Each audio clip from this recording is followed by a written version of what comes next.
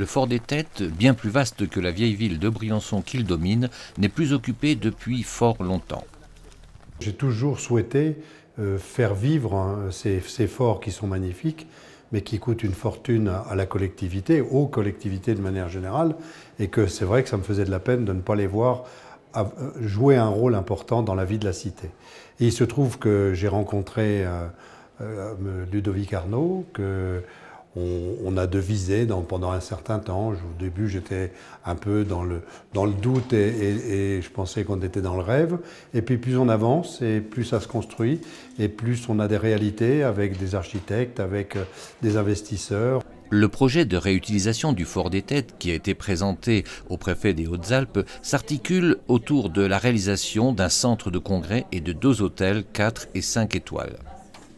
Le projet il est essentiellement basé sur 2 choses. La devise de Vauban qui est le passé répond de l'avenir et également une autre devise qui viendrait plus de mon métier à la base qui est de mettre la finance au service du patrimoine. Souvent on fait l'inverse, c'est-à-dire qu'on utilise le patrimoine pour développer un aspect financier.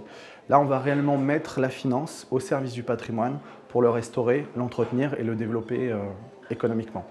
Si tout va bien, début des travaux courant 2017 pour un achèvement en 2020. Budget prévisionnel de l'opération de 50 à 75 millions d'euros de financement privé.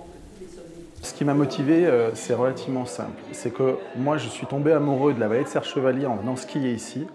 Et j'ai déjà monté ce genre de projet sur des monuments historiques.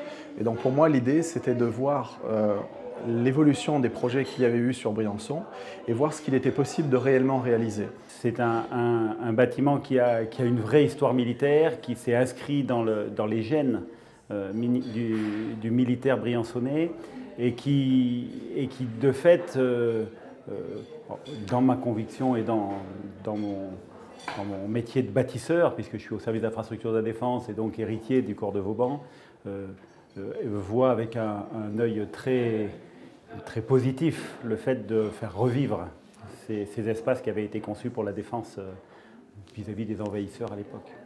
Le nord du département a besoin de projets comme celui-ci. Il a besoin de renforcer son offre hôtelière, il a besoin de renforcer son attractivité économique, il a besoin de renforcer sa notoriété. Et finalement, ce qui était par le passé une forme de charge, c'est-à-dire l'histoire militaire dans la ville de Briançon, peut demain être un formidable atout.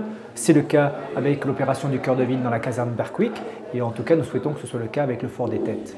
Actuellement, le fort des Têtes appartient à l'État, qui restera bien sûr vigilant quant à l'avenir du monument. L'État dans cette opération va être le cédant, mais il va être très attentif aux conditions de cession et à la vocation de ce site. N'oublions pas que le fort des Têtes, les bâtiments sont classés, que la totalité du site est inscrite. Et donc nous avons un devoir, c'est de nous assurer de la préservation de ce patrimoine remarquable.